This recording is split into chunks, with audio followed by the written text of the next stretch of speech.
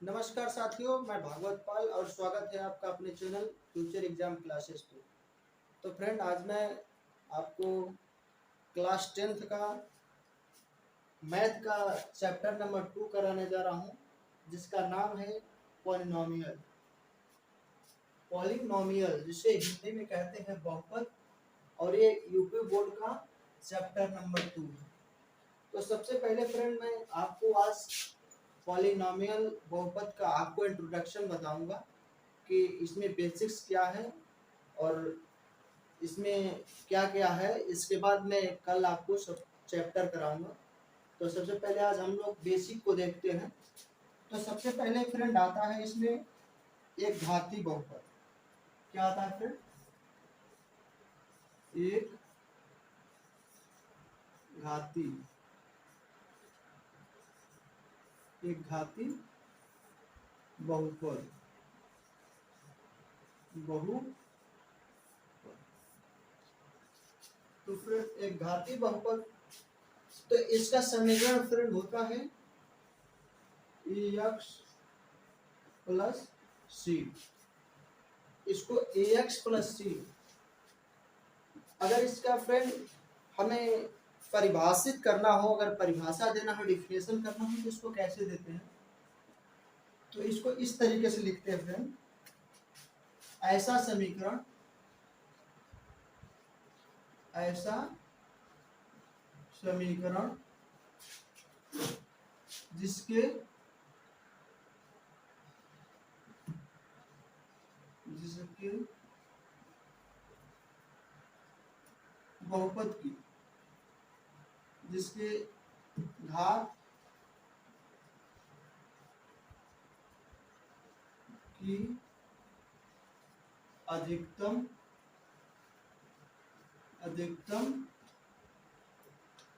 संख्या क्या हो?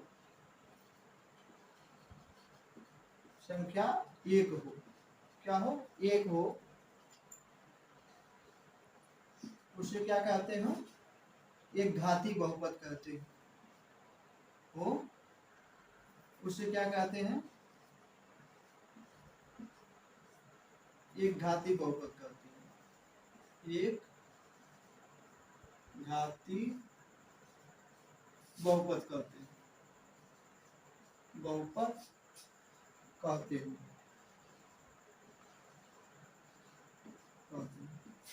एक घाती बहुपद को फ्रेंड रैखिक समीकरण भी कहते हैं। क्या कहते हैं इसे? इसी को रैखिक समीकरण कहते हैं। क्या कहते हैं? इसी को रैखिक समीकरण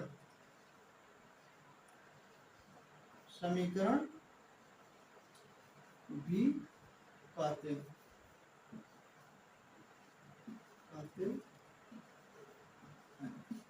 ये फ्रेंड रहा बेसिक्स।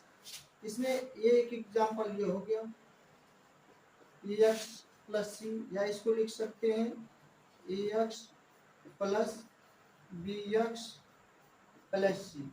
यानी इसमें भी बहुपद की अधिकतम घात क्या है? एक। इसमें भी क्या है? एक। ठीक है।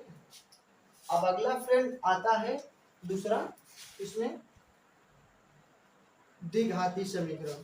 क्या आता है फ्रेंड? द्विघाती समीकरण। दूसरा आता है द्विघाती। एक घाती आप लोगों ने देख लिया, समझ गया कि ऐसा समीकरण जिसमें x के अधिकतम घात क्या होते हैं? एक होते हैं, तो उसे एक घाती या रैखिक समीकरण कहते हैं। अगला आता है फ्रेंड द्विघाती बहुपद। क्या है? द्विघाती बहुपद। तो चलिए द्विघाती बहुपद को देखते हैं।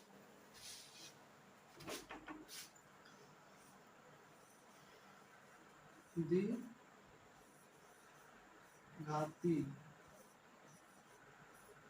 बहुपद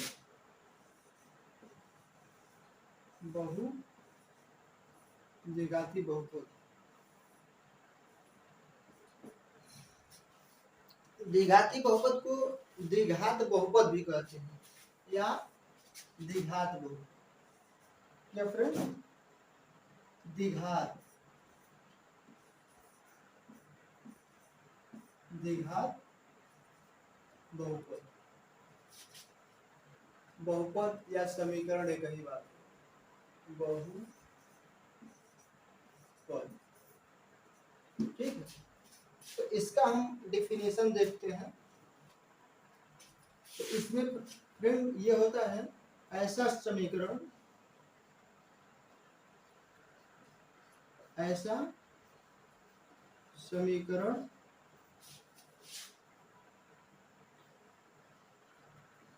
जिसके यक्ष के अधिकतम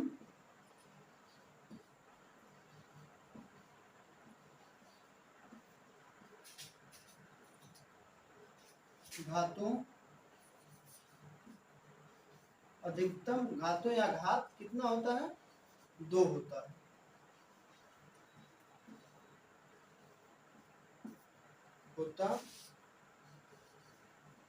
उसे क्या कहते हैं ना, उसे द्विघात शुरू कर होता है,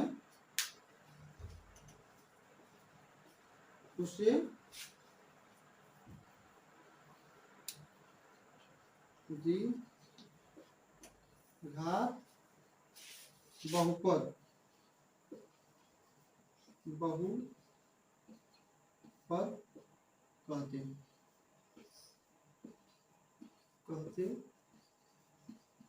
ठीक है। तो इसके एग्जांपल्स की अगर बात करें तो ये होता है friend ax square plus bx plus c equal to 0। यही सब फ्रेंड, यही जो द्विघात समीकरण है, इसी को अधिक से अधिक आपके जो क्लास में आपके चैप्टर में पढ़ना है। और त्रिघात समीकरण भी है, लेकिन ज्यादा इसी को पढ़ना है। इसके बाद फ्रेंड एक और आता है त्रिघात बहुपद, त्रिघाती बहुपद। पहले हम आपको त्रिघाती बहुपद के बारे में बता दें, थोड़ा डिफिनेशन। उसके बाद फिर मैं आपको द्विघात समीकरण के मूलांक और जो शून्यंक होते हैं उसको कैसे ज्ञात किया जाता है उसके बारे में हम आपको बताएंगे। तो ये देख लिए आप, ये द्विघात समीकरण हो गया आपका ax square plus bx plus c equal to 0। यानी ऐसा समीकरण जिसके यक्ष के अधिकतम घात क्या होता है, 2 होता है, उसे द्विघात बहुपद कहते हैं, द्विघात समीकरण भी कहते हैं, इसको द्विघात समीकरण भी कहते हैं। ठीक है। तो फ्रेंड मैं आपको बोला था कि द्विघात बहुपद को मैं बाद में बताऊंगा, पहले त्रिघात बहुपद की डेफिनेशन बता दूं।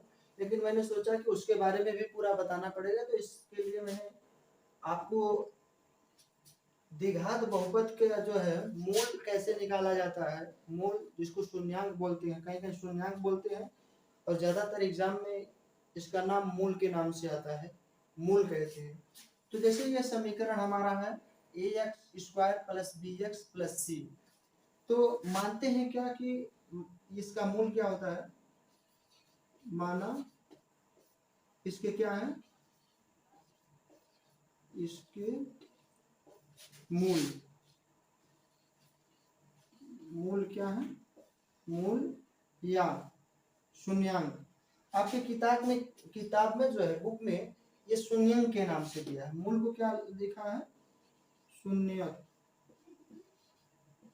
शून्यक क्या है, अल्फा और क्या है, बीटा है। ठीक है। तो सबसे पहले फ्रेंड इसमें निकालना होता है आपको मूलों का योगफल और मूलों का गुणनफल। क्या निकालना होता है, मूलों का योगफल और मूलों का गुणनफल। तो सबसे पहले हम आपको देखते हैं, ये जो द्विघात समीकरण दिया हुआ है, इसके अगर मूलों का योगफल निकालना है तो हम किस तरीके से निकालेंगे। तो देखिए, यह लिखे मूलों का योगफल, लिखते हैं मूलों का योगफल,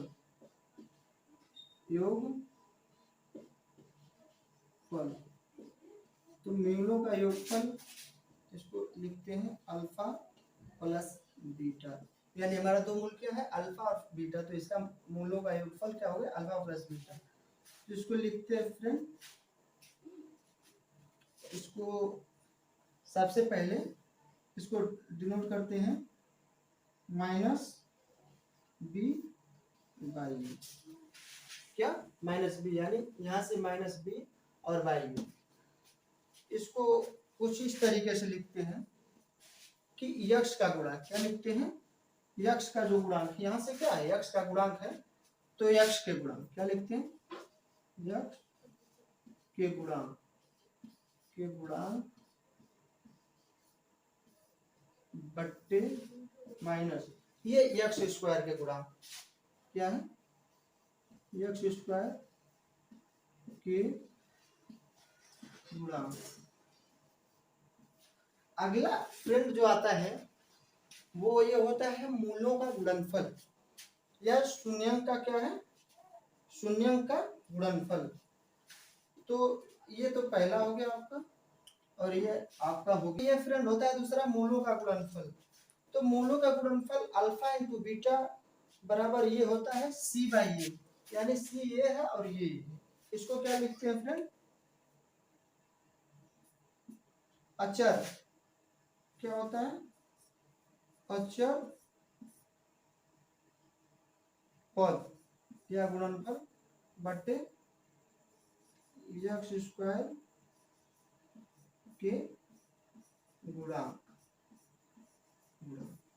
ठीक है, इतना फ्रेंड ये हमको याद करना पड़ता है। ये जो है मूलों का योगफल और मूलों का गुणनफल। तो मूलों का योगफल की बात करें तो अल्फा प्लस बीटा, ये बहुत ही इंपॉर्टेंट होता है आपका। अल्फा प्लस बीटा बराबर माइनस बी बाई ए, या ये समझ में नहीं आता है कि माइनस बी बाई ए, तो ये होता है यक्स के गुणांक माइनस बटे यक्स स्क्वायर के गुणांक। इसी तरीके से मूलों के गुणनफल की बात करें अल्फा इंटू बीटा, तो सी बाई ए, ये अचर पद, जो अचर पद दिया रहता है जिसमें यक्स का गुणा, यक्स से गुणा नहीं होता है, और बटे यक्स स्क्वायर का गुणांक जो है क्या है, ये है। तो ये द्विघात समीकरण हमारा कंप्लीट होता है बेसिक्स में। अगले चैप्टर में हम आपको अच्छे से जिस तरीके से सवाल होगा लगा के दिखाएंगे, और अगला हम जो है आपको त्रिघात समीकरण के बारे में कुछ बता दें। फ्रेंड यहाँ A X square plus B x plus C equal to 0, यहाँ मैंने एक चीज लिखा है जो मैं आपको बताना भूल गया था। ये है ए एक्स नॉट इक्वल टू 0, यानी कि ये का जो वैल्यू है वो द्विघात समीकरण में आपका कभी भी 0 नहीं होगा, क्योंकि अगर ये का वैल्यू 0 हो जाएगा ना, तो ये द्विघात समीकरण क्या हो जाएगा, अगर ए का वैल्यू 0 हो जाता है तो ये b x plus C equal to 0 हो जाएगा, और यहाँ क्या हो जाएगा, 0 हो जाएगा। तो ये द्विघात समीकरण नहीं रहेगा, फिर ये घात समीकरण हो जाएगा यहाँ से। और ये जो अगला फ्रेंड आता है इसमें तीन घाती या त्रिघात बहुपद। तो इसका डिफिनेशन की बात करें तो ये होता है फ्रेंड, ऐसा समीकरण जिसके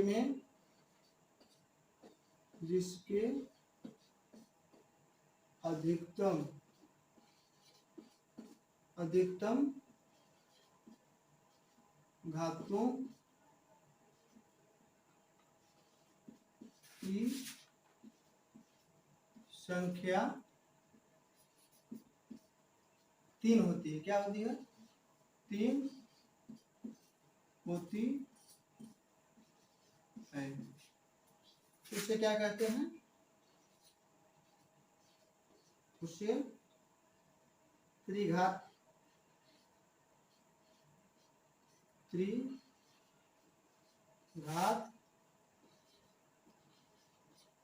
बहुपद कहते हैं।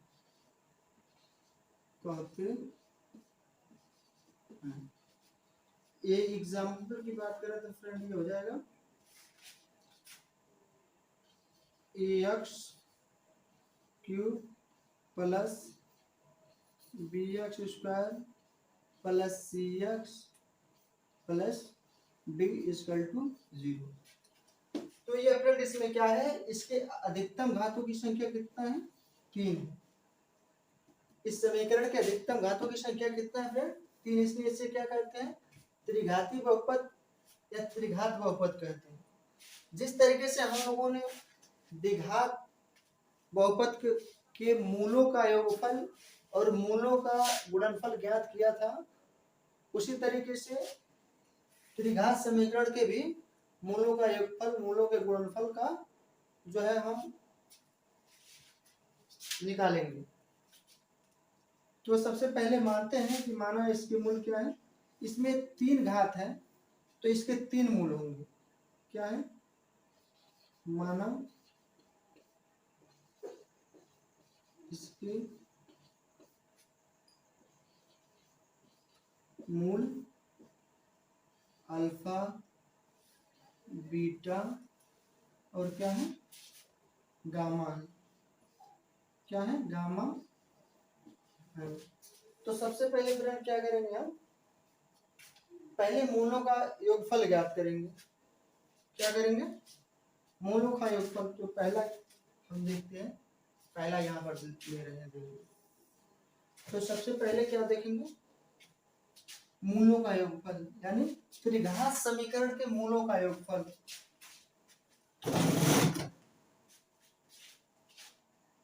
फर्स्ट, मूलों का योगफल। तो मूलों का योगफल लेंगे। ये मूलों का योगफल alpha plus beta plus gamma, ये होता है माइनस बी बाई बी।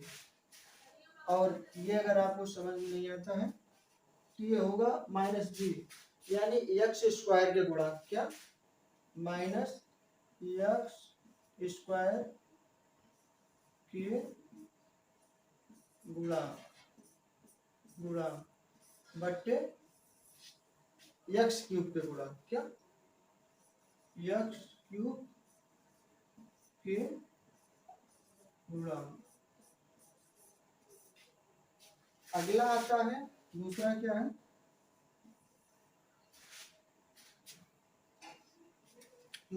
मूलों के गुणनफल का क्या है, योगफल। तो मूलों के गुणनफल का योगफल, इसको क्या कहते हैं, alpha plus beta plus beta gamma plus gamma alpha. ये होता है सी बाई ए। क्या होता है, सी बाई ए। इसको कैसे लिखते देखिए, सी यानी यक्स के गुणा। क्या है, यक्स के गुणांक बटे यक्स क्यूब के गुणा। क्या होगा, यक्स क्यूब के गुणांक। अगला तीसरा आता है फ्रेंड, त्रिघात समीकरण के मूलों के गुणनफल क्या होता है। त्रिघात समीकरण के मूलों का गुणनफल तो क्या होगा, मूलों का गुणनफल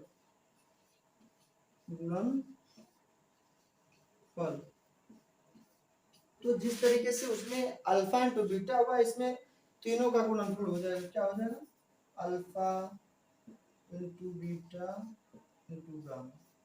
तो ये क्या होता है, ये होता है माइनस डी बाई ये, यानी कि अचर पर, अचर यहाँ लिख देता हूं, अचर